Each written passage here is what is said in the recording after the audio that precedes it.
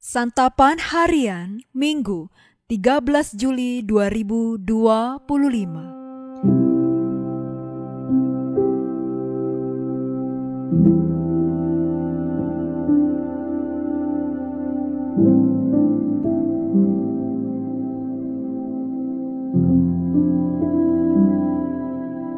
Inilah program Santapan Harian, sebuah program yang mengajak Anda menelusuri isi Alkitab, agar Anda menemukan makna firman Tuhan sesuai dengan konteksnya.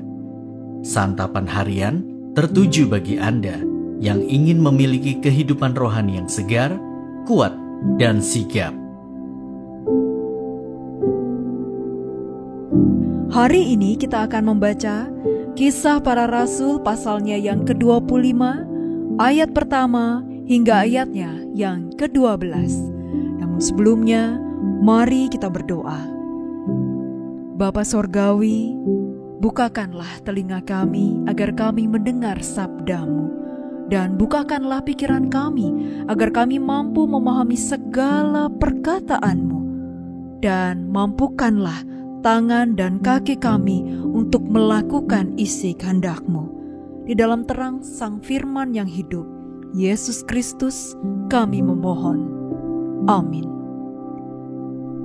Kisah Para Rasul 25 ayat 1-12. 3 hari sesudah tiba di provinsi itu, berangkatlah Festus dari Kaisarea ke Yerusalem. Di situ imam-imam kepala dan orang-orang Yahudi yang terkemuka datang menghadap dia dan menyampaikan dakwaan terhadap Paulus. Kepadanya mereka meminta suatu anugerah yang merugikan Paulus, yaitu menyuruh Paulus datang ke Yerusalem, sebab mereka sedang merancang pengadangan untuk membunuh dia di tengah jalan. Namun Festus menjawab bahwa Paulus tetap ditahan di Kaisarea dan bahwa ia sendiri bermaksud untuk segera kembali ke sana. Katanya, "Karena itu baiklah orang-orang yang berwenang di antara kamu turut ke sana bersama aku dan mengajukan dakwaan terhadap dia jika ada kesalahannya." Festus tinggal tidak lebih daripada 8 atau 10 hari di Yerusalem. Sesudah itu ia pulang ke Kaisarea. Keesokan harinya ia mengadakan sidang pengadilan dan menyuruh menghadapkan Paulus. Sesudah Paulus tiba di situ, semua orang Yahudi yang datang dari Yerusalem berdiri mengelilinginya dan mereka mengemukakan banyak tuduhan berat terhadap dia yang tidak dapat mereka buktikan.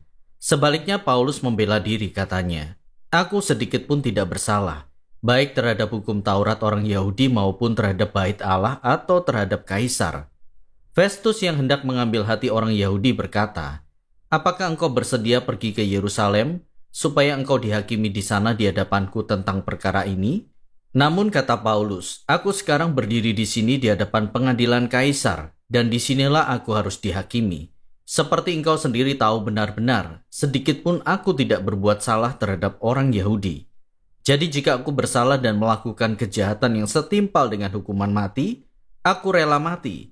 Tetapi jika apa yang mereka tuduhkan itu terhadap aku tidak benar, tidak ada seorang pun yang berhak menyerahkan aku kepada mereka. Aku naik banding kepada Kaisar." Setelah berunding dengan anggota-anggota pengadilan, Festus menjawab, "Engkau telah naik banding kepada Kaisar, jadi engkau harus pergi menghadap Kaisar."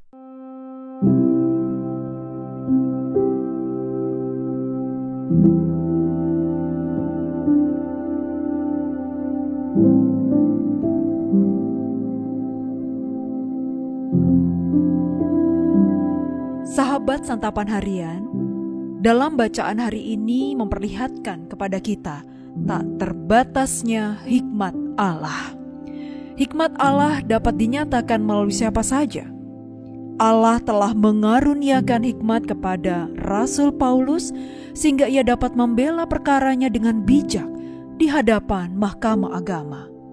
Lalu, sepertinya Allah juga mengaruniakan hikmat kepada Gubernur Porcius Festus. Telah dicatat bahwa ia berwatak oportunis sehingga ia berusaha mengambil hati orang Yahudi. Namun, berkat Festus, konspirasi keji yang dirancang oleh para pemuka agama Yahudi dapat digagalkan dan sidang pengadilan dapat diadakan kembali di Kaisarea.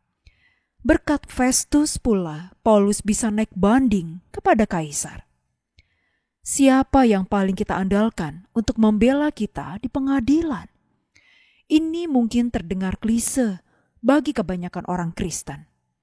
Menyewa pengacara, bila kita mampu, bukanlah hal yang salah. Namun janganlah kita lupa bahwa Tuhan telah terlebih dahulu dikenal dan akan selalu dikenal sebagai pembela umatnya. Kesadaran akan hal ini seharusnya membuat kita tetap tenang ketika kita mendapat perlakuan yang tidak adil dari manusia.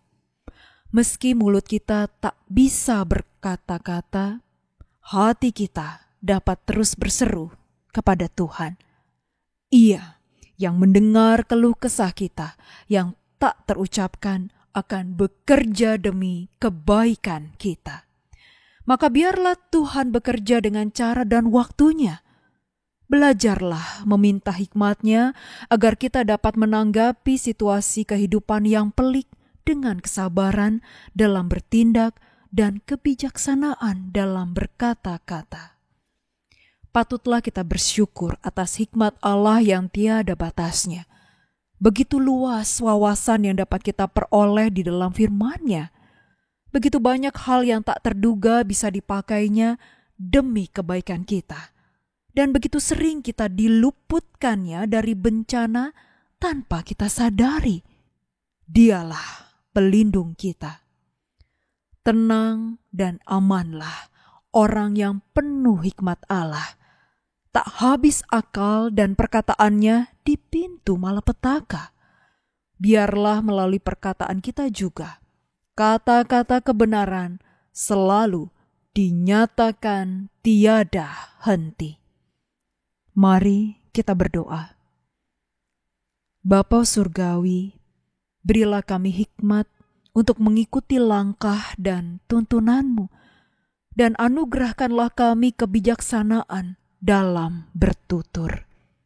Dalam belas kasih-Mu ya Bapa, melalui Kristus Yesus, kami berdoa. Amin.